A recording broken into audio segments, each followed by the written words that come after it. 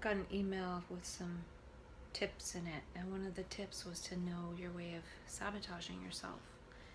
And I thought it was kind of funny because the other day I decided that I really need to start consciously sabotaging myself, sabotaging the whole life that I've built.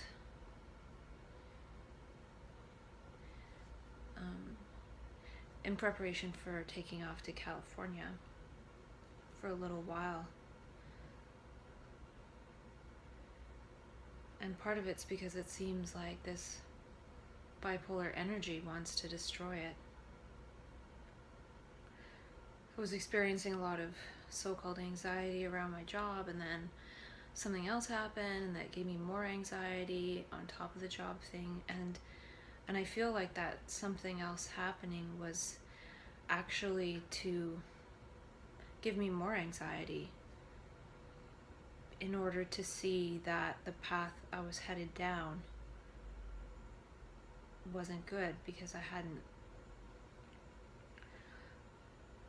really been able to see that. And it also showed me some of my weaknesses, and so I have been feeling a lot of energy going through my body, and some of it has been quite painful.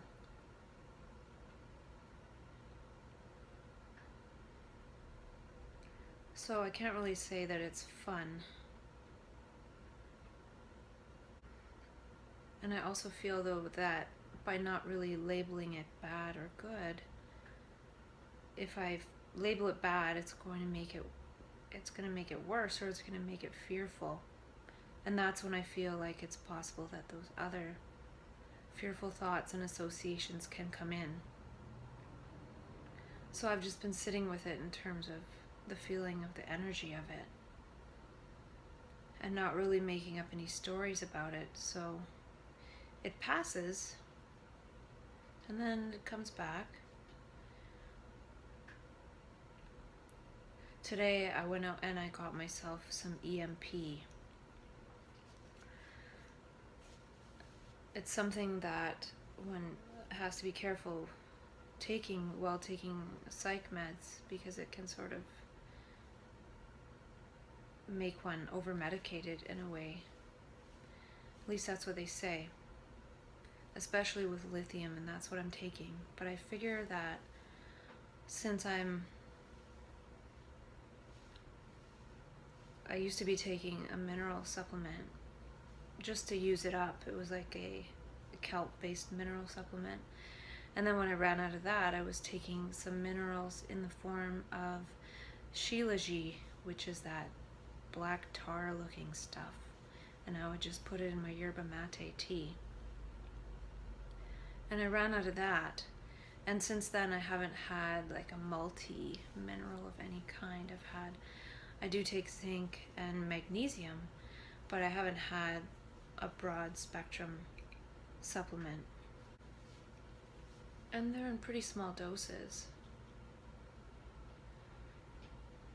But since I've been experiencing so-called symptoms, then I would think that my medication isn't really quite working to its full degree, because the stress I've experienced is extra stress.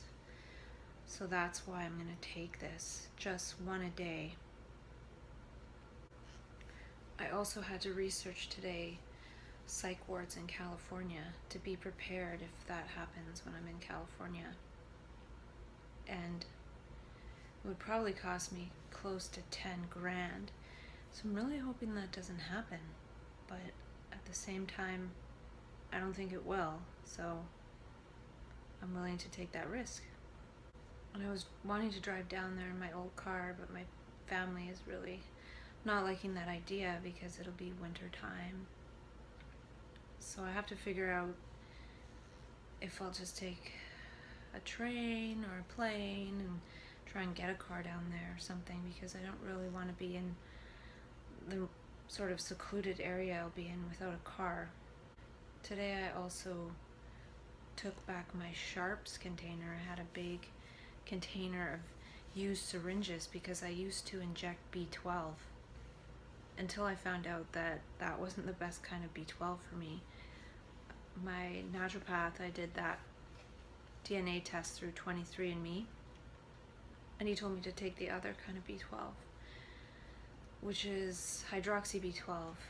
For me specifically, everybody's individual, of course. So it's really interesting to me whenever I think I'm doing something good for myself, but it turns out that I'm really not. And I think, though, that at the same time, there's somewhat of a placebo effect of if I'm doing something good for myself, or at least I think I am, then maybe it does some good, because at least I'm attempting to care about myself. And the placebo, I feel a lot of it is actually the underlying gesture of love and caring that is what causes the positive change, not necessarily what is in the pill or what is done in surgery. So if there was any kind of bad effect from actually doing that to myself, it's possible it was partly negated by the fact that I thought I was doing something good for myself. Unlike something like smoking, one could never think that this is good for me, unless one thinks it's good for them emotionally. Who knows? Like, people might even be able to negate that. So yeah, I got rid of that Sharps container because I won't be injecting any more of that. So it'll be interesting to see if I feel any better than I have in the last 2 weeks or so on this EMP. Because that's really my goal, is to transcend the need for the mental health system. And I think it's partly been a good experience feeling this inner turmoil and being able to stay in order, as Tom Wooten would say. Because it's sort of like practicing having that turmoil and it not getting to a point where it spirals out of control. And I was thinking about my past experience in psychosis and how, when I think about it, I look back and I say, I remember that I thought XYZ. I thought I was being framed for murder. I thought this or that, and I believed those things. So there's this process of thinking something and believing it. But I feel like there's something to the fact that most people would probably say, I thought this, or I thought that. And what I'm trying to point out is that it's not about the this or the that. It's about I thought. It was just a thought. And so normally we're always thinking about stuff and we don't take it to be disorderly. We actually take it to be part of our life. And then when that process extends further outside the field of what is okay to believe, then it's called pathological. But we're believing thoughts all the time that have no relevance right now and aren't actually facts. So we take those thoughts that are classified as hallucinations or delusions, and there's something we believed. If we didn't believe them, then it wouldn't necessarily be a hallucination or delusion. It would just be a passing daydream or fantasy or idea or something like that. But I feel I talked about before that it's thought in general. It's not necessarily some thoughts are good and some thoughts are bad. It's the process of thinking itself that has no real basis in reality at all. And if we knew that from the start, then maybe we wouldn't even believe our regular thoughts, and then we wouldn't even really have that kind of process going that could get out of hand. And if it did, we would see, well, that's strange, like that was just a thought. And also that thought isn't love. Thought isn't part of the state of love. And Krishnamurti would say negate all of that which is not love, and love will be. It's not like we can actually try to do something in order for love to be there in terms of a state of love. So I have to consciously self-sabotage myself out of the system and out of the place that I live. I listened to a talk this morning by Dr. Mercola, and it was an interview he was doing with another doctor. And he was talking about heart disease and heart attacks and how it has not much to do with the whole plaque thing. But he was talking about how blood flows through the body, not by the pumping action of the heart, but by the fact that the walls of the arteries and capillaries and things are negatively charged, and then the blood is positively charged, and that difference in charge is actually what creates most of the whole flow of the blood. And he said what actually charges the vessels of the blood are sunlight and earthing, or contact with the earth, as well as human touch. So putting hands on somebody else. And I thought that was really interesting, because I have studied before how earthing is really good because we absorb electrons through our feet.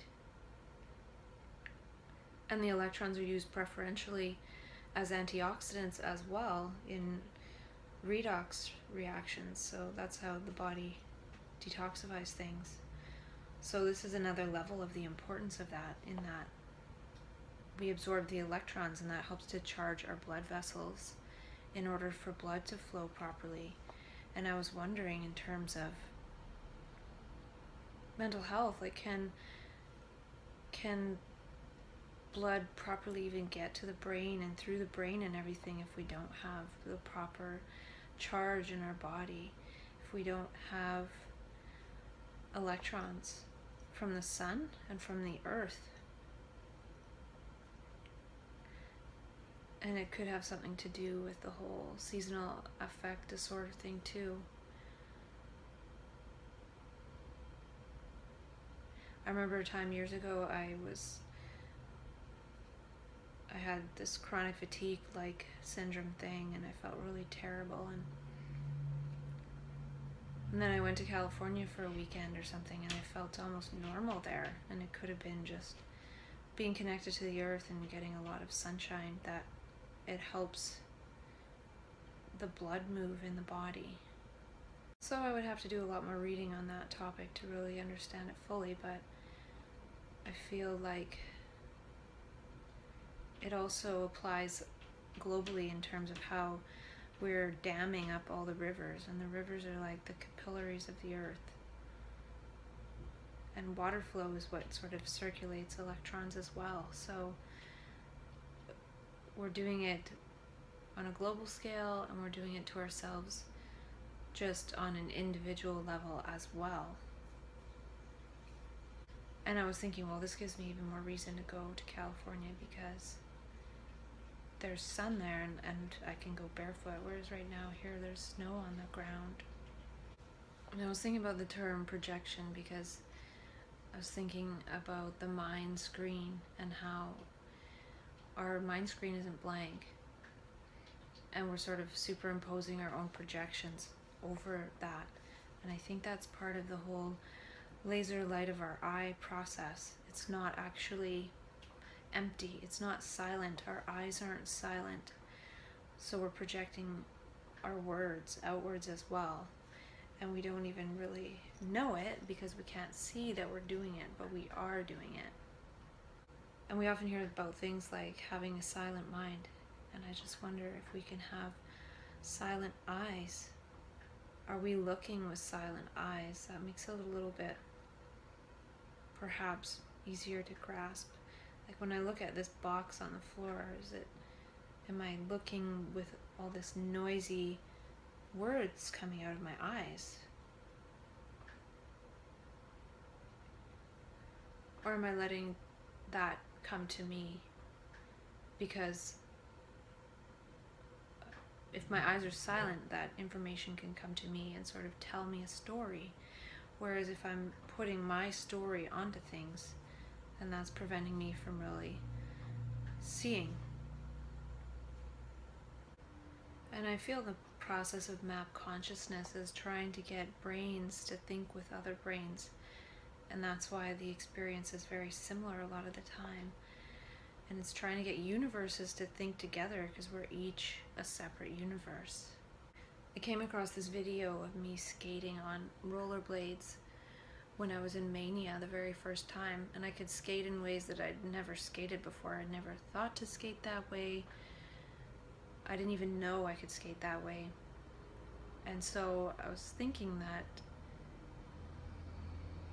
Mania is actually closer to our innate ability that we don't even know we have, because we probably never even thought to try to do that. So part of it is that we get more creative with ourselves. We become creative with ourselves. And it just makes me think of that saying, I am what I was looking for. And how can we find ourselves in that way if we're always talking about something else in our own mind?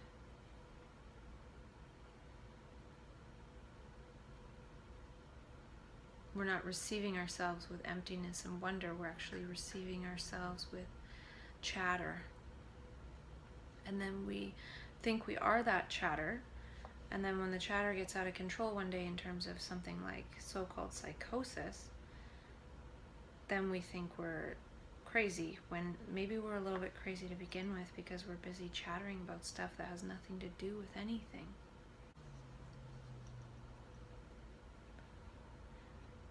And mania makes us way more sensitive to nature. When we're not chattering about abstractions, we're more sensitive to nature. And in that state, it feels like nature talks to us, and our own nature talks to us as well. We're hearing words of our own nature by being fully engaged. And map consciousness is like wandering consciousness. And it could perhaps wander more when we're in such a habitual routine. It eventually could wander off on us. And sometimes that happens if we do actually go on a trip or something, because we come back to this habitual routine and our consciousness decides it wants to continue to wander like we were wandering physically.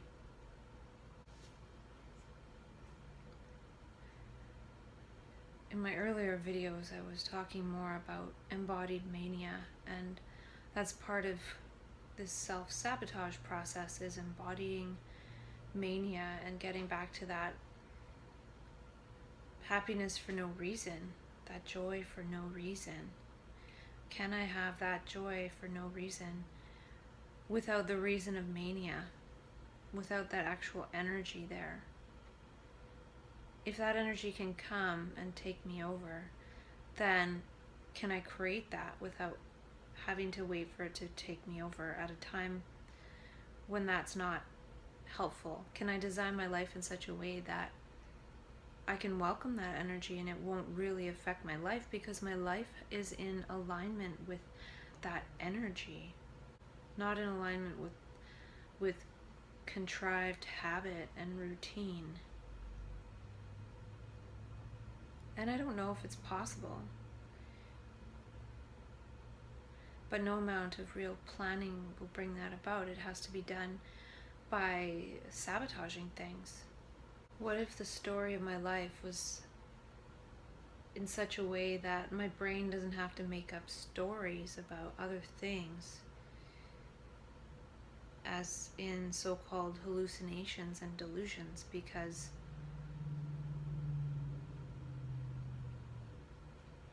I'm not stuck in habitual thought patterns or traumatic thought patterns that the brain is trying to get me to see outside of, even if it's not really congruent with reality. That's the whole point. if it was congruent with reality, it would just be reality.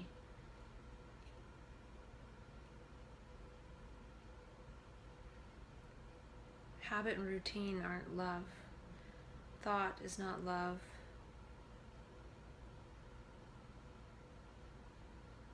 Definitely had no habits or routines when I was in mania that time.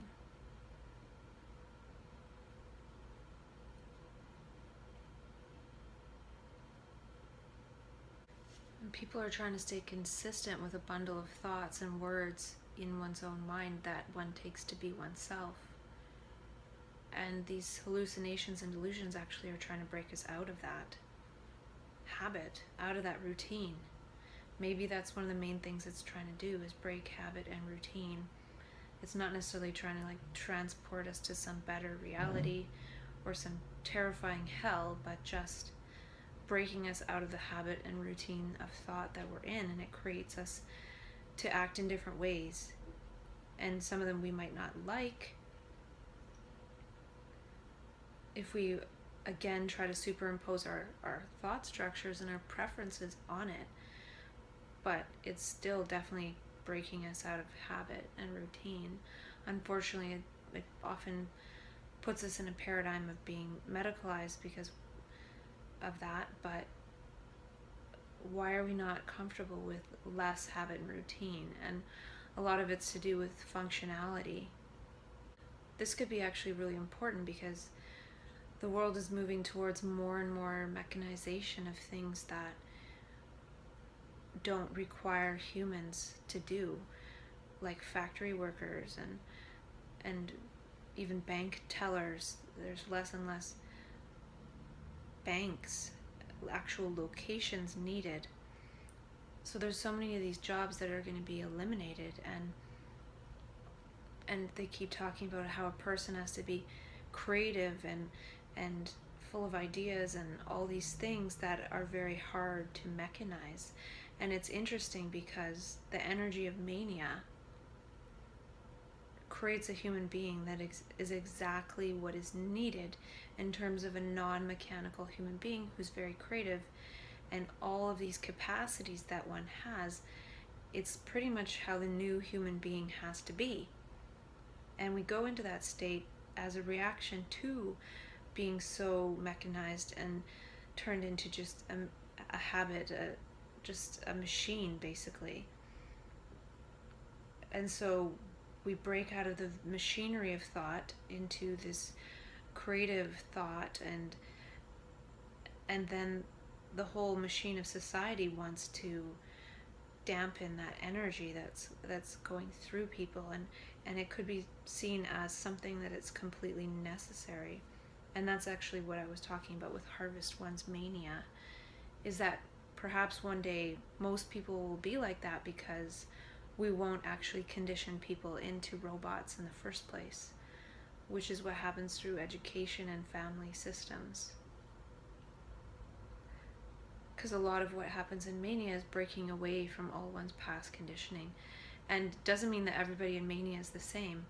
Everybody is uniquely themselves, and they're actually very different from each other, but they have these similar capacities.